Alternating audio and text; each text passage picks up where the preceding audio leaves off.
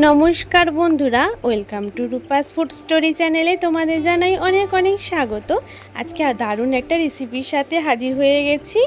আজকে করে দেখাবো এক বাটি সুজি আর আলু দিয়ে দারুণ সুন্দর মুচমুচে একটা খাস্তা স্ন্যাক্স রেসিপি বা নাস্তা রেসিপিও তোমরা বলতে পারো। সন্ধ্যে টিফিনে এরকম মুচমুচে সুজি আলুর স্ন্যাক্স থাকলে সন্ধ্যেটা বেশ জমে যাবে। চলো এই ঝটপট স্ন্যাক্স রেসিপিটা তোমাদের সাথে শেয়ার করি।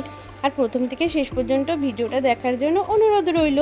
প্রথমে একটা কড়াইতে 1 চামচ মতন তেল দিয়ে দিয়েছি, সামান্য একটু জিরে ফোড়ন দিয়ে একটু ভেজে নিয়ে আমি একটা বাটি মেপে 1.5 বাটি প্রথমে জল দিয়ে দিয়েছি আর দিয়ে দিলাম স্বাদ অনুযায়ী একটু লবণ। খুব ভালো করে জলের সাথে মিশিয়ে নেব। তারপর যেই বাটি মেপে জল নিয়েছি সেই বাটি মেপে কিন্তু আমি 1 বাটি সুজি নিয়েছি। যেই বাটি মেপে জল নেবে সেই বাটি মেপেই সুজি নিতে হবে আমাদের। তাই সুজিটাকে কিন্তু যখন আমরা জলে দেব তখন কিন্তু গ্যাসের ফ্লেমটা একদম লোতে রেখে দিতে হবে। আর সুজিটা দেওয়ার সাথে সাথেই কিন্তু নেড়ে নিতে হবে। আর দেখবে 2-3 মিনিটের মধ্যেই সুজিটা এরকম একটা সুন্দর ডো আকারে রেডি হয়ে যাবে। আর দেখো সুজিটা সুন্দর এরকম ডো আকারে রেডি হয়ে গেছে। এটাকে আমরা একটা থালাতে নামিয়ে নিয়ে ঠান্ডা করে নেব। আর যেই থালাটার মধ্যে বা পাত্রটার মধ্যে আমরা সুজিটাকে নামিয়ে নেব সেই পাত্রটা আগে থেকে একটু তেল মাখিয়ে নিতে হবে, তাহলে সুজিটা একটু ঠান্ডা হলেও কিন্তু আর আটকে যাবে না। আর এইদিকে পুরটা বানানোর জন্য আমি এখানে দেখো সেদ্ধ আলু নিয়েছি।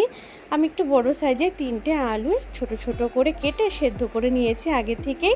সেদ্ধ আলুগুলোকে আমি একটা কাঁটা চামচ দিয়ে একটু ম্যাশ করে নিচ্ছি। দেখো তোমরা চাইলে গ্রেট করেও নিতে পারো, যেইভাবে তোমাদের সুবিধা হয়। তারপরে দেখো এখানে আমি একটা কড়াই বসিয়ে দিয়েছি, কড়াইতে দিয়ে দিয়েছি একটু তেলের পরিমাণ কিন্তু এখানে আমি কমই ব্যবহার করেছি, তোমরা চাইলে আরও একটু বেশি কিংবা আরও কমও ব্যবহার করতে পারো। তারপর দেখো তেলটা গরম হয়ে গেলে দিয়ে দিয়েছি একটু চিনে বাদাম। তাই এই চিনে বাদামটাকে আমি কিন্তু একটু ভেজে নিয়েছি হালকা লাল করে। আর বাদামটা পুরের মধ্যে দিলে যখন মুখে পড়বে খেতে কিন্তু দারুণ লাগবে, যদি ভালোবাসো তো অবশ্যই দেবে।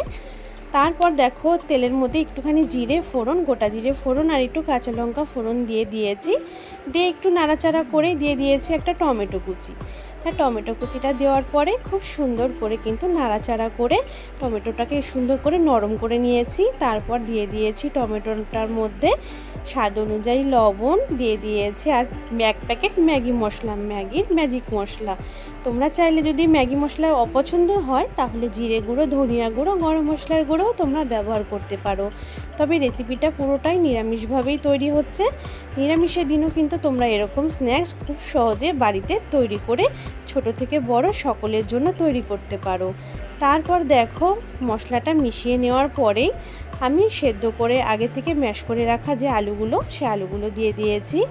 এবার মশলার সাথে খুব সুন্দর করে আলুটাকে কিন্তু মিশিয়ে নেব। আমি এখানে আর আজকে হলুদ ব্যবহার করলাম না, যেহেতু ম্যাগি মশলাটা একটু হলুদই হয়, এজন্য এক্সট্রা করে আর হলুদ ব্যবহার করলাম না। তোমরা চাইলে হলুদ ব্যবহার করতে পারো, কাশ্মীরি লাল লঙ্কার গুঁড়োও দিতে পারো। তবে কিন্তু আমি খুব সাধারণভাবে যেটা সহজভাবে হয় সেইভাবেই দেখানোর চেষ্টা করছি। তারপরে দিয়ে দিয়েছি ভাজা বাদাম আর একটু ধনিয়া পাতা কুচি। এবার খুব সুন্দর করে 2-1 মিনিট হাই ফ্লেমে রেখে নাড়াচাড়া করে নিলেই রেডি হয়ে গেল আমাদের দারুণ টেস্টি আলুর পুর। আর এই আলুর পুরটা একবার আমার মতন করে এইভাবে বানিয়ে খেয়ে দেখো, খুব ভালো লাগবে আর খুব চটজলদিও তৈরি করা হয়ে যায়। আলুর পুর একটা থালাতে নামিয়ে আমি কিন্তু ঠান্ডা করে নেব। আর এদিকে যে সুজির ডোটা আমরা রেডি করে রেখেছিলাম সেটাকে একটু মেখে নিয়েছি। তবে মাখার আগে অবশ্যই হাতে একটু তেল মেখে নেবে, সাদা তেল। তারপর দেখো সুজিটাকে মেখে সুন্দর আমি লুচি যেভাবে রুটি তৈরি করি সেইভাবে ডো আকারে রেডি করে নিয়েছি। আলুর পুরটাও কিন্তু খুব সুন্দর ঠান্ডা হয়ে গেছে। আর এদিকে দেখো সুন্দর একটা বড় সাইজের রুটির মতন করে বেলে নেব। বেলতে অসুবিধা যদি হয় বেলুন পিঁড়িটাকে একটু ঘুরিয়ে নেবে, তাহলে কিন্তু খুব সহজ একটা বড় রুটি তৈরি হয়ে যাবে। আর রুটিটা তৈরি করার আগে বেলুন পিঁড়িতে অবশ্যই বা বেলুন চাকিতে তোমরা একটু তেল মেখে নেবে, তাহলে সুজির যখন রুটিটা আমরা তৈরি করব সেটা তোলার সময় কিন্তু একটু আর লেগে যাবে না নিচে, খুব সহজেই তুলে নিতে পারবো। দেখো বড় রুটি তৈরি করে 4 কোনাচি করে কেটে নিয়েছি। তারপর চৌকো একটা শেপ চলে আসলো, তারপর সেই চৌকো শেপটাকেও আমি আবার 4 ভাগে ভাগ করে নিয়েছি। বেশ সুন্দর, দেখো কত সুন্দর এখন আমাদের কিন্তু রেডি হয়ে গেছে এই শিটগুলো। এবার এখানে মাঝখানে আমি দেখো সুজির এই মাঝখানে দিয়ে দিয়েছি আলুর পুরটা, আর চার ধার থেকে কিন্তু আমি ভাঁজ করে নিয়েছি।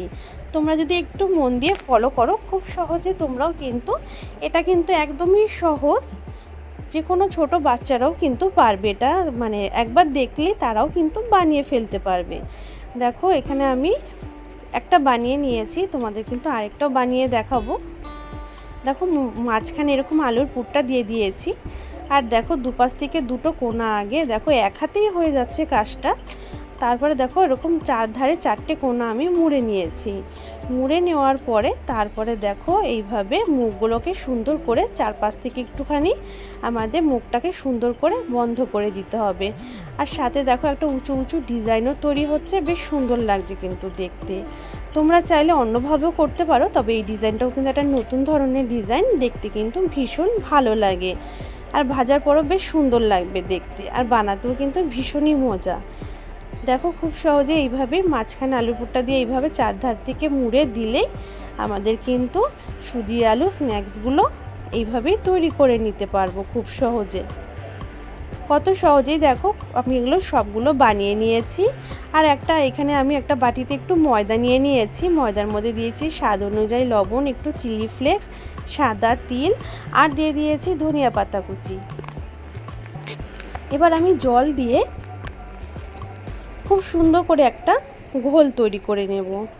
একটা পাতলা ঘোল কিন্তু আমি রেডি করে নিয়েছি। দেখো তা ঘোলটা রেডি হয়ে গেছে। এবার সুজির যে আমরা স্ন্যাক্সগুলো বানিয়েছি সেগুলোকে এরকম ঘোলের মধ্যে ডুবিয়ে নেব সুন্দর করে চামচ দিয়ে, আর এক্সট্রা ঘোলটা ঝরিয়ে নেব। তারপর এদিকে আমি কড়াইতে আগে থেকে তেল ভালো করে গরম করতে বসিয়ে দিয়েছিলাম। গরম তেলের মধ্যে একে একে স্ন্যাক্সগুলোকে আমাদের ছেড়ে দিতে হবে। আস্তে ধীরে ছাড়বে যাতে গরম তেল তোমার হাতে না লেগে যায়, একটু সাবধানের সাথে কাজটা করতে হবে। আর এইভাবেই দেখো আমি আস্তে আস্তে দেখো এক একটা করে কিন্তু স্ন্যাক্সগুলো গরম তেলের মধ্যে কিন্তু একে একে ছেড়ে দেব। এইভাবেই দেখো ঘোলের মধ্যে আমি চুবিয়ে নিয়ে তারপর কিন্তু স্ন্যাক্সগুলোকে তেলের মধ্যে দিয়ে দিচ্ছি। আর একটুখানি ওয়েট করতে হবে যতক্ষণ না নিচটা একটু হালকা কালার ধরছে। একটু হালকা কালার চলে আসলে স্ন্যাক্সগুলোকে এভাবে উল্টে দিতে হবে। এইভাবে 2-3 বার উল্টে পাল্টে একটু লাল হয়ে আসলে, একটু সুন্দর কালার ধরলে কিন্তু আমাদের স্ন্যাক্সগুলো কিন্তু খুব সুন্দর করে ভাজা হয়ে যাবে। আর গরম গরম খেতে কিন্তু অসাধারণ লাগে। দেখবে ভাজতে ভাজতেই কিন্তু খাওয়া কিন্তু কমপ্লিট হয়ে যাবে, এতটাই টেস্টি। একবার একটা খেলে অন্তত 4-5টা না খেলে মন কিন্তু কিছুতেই ভরবে না। আর এইভাবেই সমস্তগুলো কিন্তু আমি সুন্দর করে ভেজে নিয়েছি। এবার গরম গরম দেখো প্লেটে সার্ভ করে নিয়েছি। আর এগুলো কিন্তু টমেটো সসের সাথেও খেতে দারুণ লাগবে। আর ওপরটা কিন্তু ভীষণই কিন্তু বন্ধুরা মুচমুচে হয়, আর ভেতরে কিন্তু আলুর পুর রয়েছে, আর সাথে বাদামও রয়েছে। যখন মুখে মানে এটা পড়বে বাদামগুলো, খেতে কিন্তু অসাধারণ লাগবে। অবশ্যই সন্ধ্যের টিফিনে একবার হলো এই স্ন্যাক্সটা বানিয়ে খেয়ে দেখো, খুবই ভালো লাগবে। আর ঘরে থাকা সমস্ত জিনিস দিয়েই কিন্তু খুব সহজে তৈরি করে নেওয়া যায় স্ন্যাক্সটা। আর এইভাবে গরম গরম স্ন্যাক্সগুলো তোমরা টমেটো সস লাগিয়ে খাবে, খুবই ভালো লাগবে। আশা করি আজকের ভিডিওটা তোমাদের নিশ্চয়ই ভালো লাগবে। ভালো লেগে থাকলে অবশ্যই প্লিজ একটা লাইক অবশ্যই ভিডিওতে করে দিও, এবং এই ভিডিওটা আরও অন্যান্য বন্ধু ফ্যামিলি বন্ধুদের মাঝে একটু বেশি করে শেয়ার করে দিও। আমার চ্যানেলে নতুন বন্ধু হলে চ্যানেলটা সাবস্ক্রাইব করে নিও। আমার নতুন এবং পুরনো সমস্ত বন্ধুরা খুব ভালো থেকো, সুস্থ থেকো। আবার নতুন ভিডিওর সাথে দেখা হবে। বাই।